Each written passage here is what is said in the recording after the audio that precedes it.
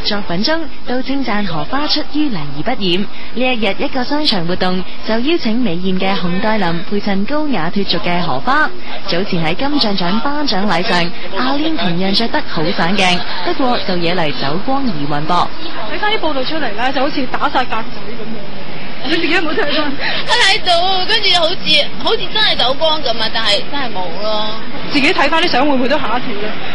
少少啦，即係諗下係咪真係走光啊？但係諗翻轉頭，因為夜晚翻去除衫嗰時已經黐到個膠紙太黐啦，黐太多啦，跟住敏感啊，係啊，所以覺得冇可能咯。你已經黐成咁樣，冇可能。金像獎頒獎典禮當晚，除咗一眾出席女星嘅性感服裝成為焦點之外，得獎賽果更加係城中熱話。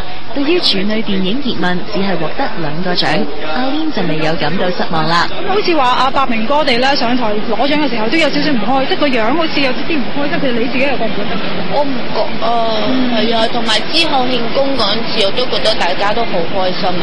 雖然有少少可惜啦，好似導演嗰方面獎同埋子丹嘅獎有少少可惜啦。不過咧，點算咧？大家都咁勁，係咪？咁我覺得大家再繼續努力咯。阿 Lin 透露，葉問2將會喺8月開拍。對於外間話劉德華飾演李小龍一角等傳聞，阿 Lin 就話仲未證實。不過可以原班人馬再次合作，已經非常難得啦。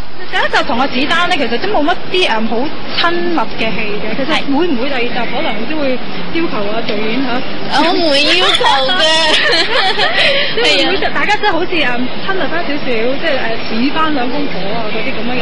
而家都幾似嘅，不過嗰個年代嘅人係好保守㗎。其實會唔會同導演講咧，加多啲戲啦，可能我出年又可以提名下女配角啊，或者哇，呢啲真係要過多幾年先啦。而家真係經驗好少啊，要學好多嘢啊。未敢同甄子丹演出親密鏡頭，唔知係咪阿 Lin 怕緋聞男友郭富城呷醋呢？既然嚟緊母親節唔可以翻內地陪媽咪一齊過，阿 Lin 大可以揾成成嘅媽媽一齊慶祝啊！相信同樣會係咁溫馨啫。Aaron 咧，佢好錫佢媽咪噶嘛，其實會唔會咧？今年母親節你都會買啲嘢送俾 Aaron 媽咪咧？即係覺得太冒昧啊！冒昧得滯，係唔可以咁樣咯，係啊。其實佢有冇帶你翻去見過家長？我冇見過任何人嘅家長嘅，即係未見過阿 Aaron 個媽咪。係啊，即係都仲未有機會嘅。冇，嚟緊會唔會有咧？我唔知啊，係啊。